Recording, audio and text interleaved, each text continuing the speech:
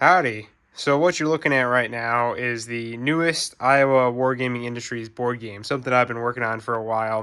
And it's called the Middle East 2014, The Fire Beneath the Flames.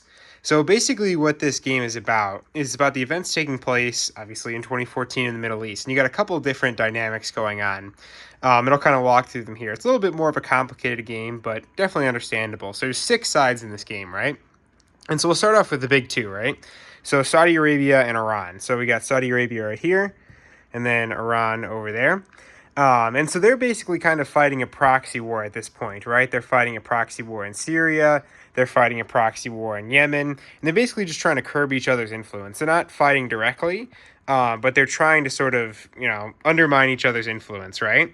And so we'll first start off with Saudi Arabia. So Saudi Arabia, obviously right here, they're backing the federal government in Yemen, right? So Saudi Arabia, federal government in Yemen. And then Iran, the leader of the Axis of Resistance, as they're called, is backing the Houthi rebels in starting off in Sada, Yemen. So again, so you've got Saudi backing the federal government, and then Iran backing the rebels. And then same sort of deal in Syria. So you've got the Bashar al-Assad government, the Syrian Arab Republic, which is the red right here, and they are backed by Iran. And then Saudi Arabia is backing the green, the Syrian rebels. So again, another kind of proxy war, proxy situation, right? So there's a couple of powers on each of these guys' side, right? So Iran, or as they call them in the game, the Axis of Resistance. You've got Iran right here. You've got the Syrian Arab Republic right here in red. You've got Hezbollah, which is the Lebanese militant group that's backed by Iran, in yellow right here. You've got Hamas in Gaza right here. And then you've got the Houthis down in Yemen right here. So that kind of forms the Iranian side. And then you've got Saudi Arabia, obviously, and they're backing the Yemenese government and the Syrian rebels in green right here. And then we'll go on to the next side here. So one group that's kind of not talked about a lot historically are the Kurds, right? And so the Kurds are actually the largest ethnic group in the world without a state. There's like over 40 million Kurds in the world. And so in 2014, they're kind of vying for their independence, right? And so the Kurds are shown in brown in Iraq and kind of this bronze color in Syria. And so the Kurds are basically this ethnic group that's trying to like break away, kind of form their own country or like quasi-independent region.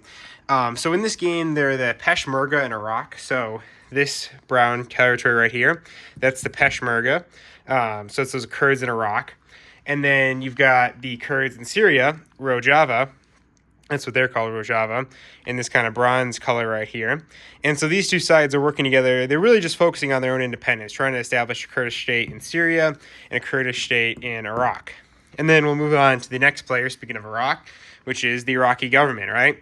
So in 2014, the Iraqi government is still very much destabilized from the 2003 invasion, right? Obviously, when the U.S. goes in, topples Saddam Hussein, right? So they're dealing with the Kurds in the north who are kind of trying to break away.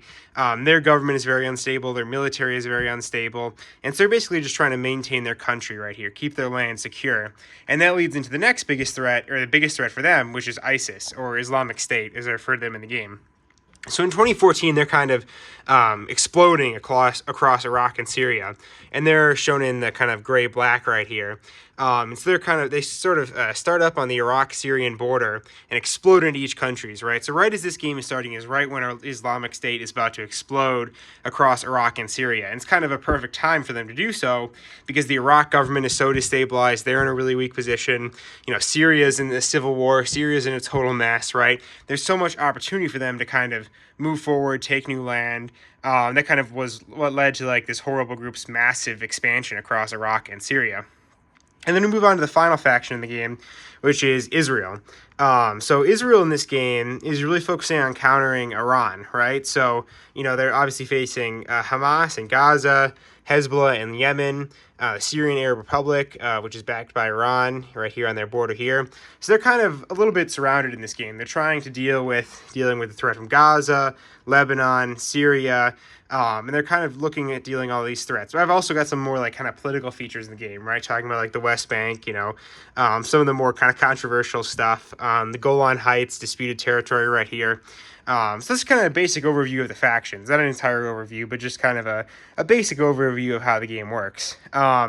So again, also some kind of unique features, unique map design is I had like urban territories.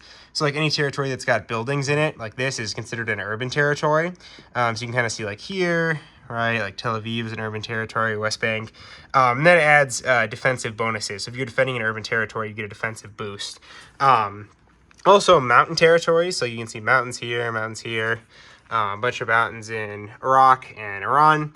And if you're defending in mountains also, you get a defensive boost. You can see this is a mountain and urban territory. This is just a mountain territory right here, so you can kind of see those. I also added rivers in just for cosmetic reasons.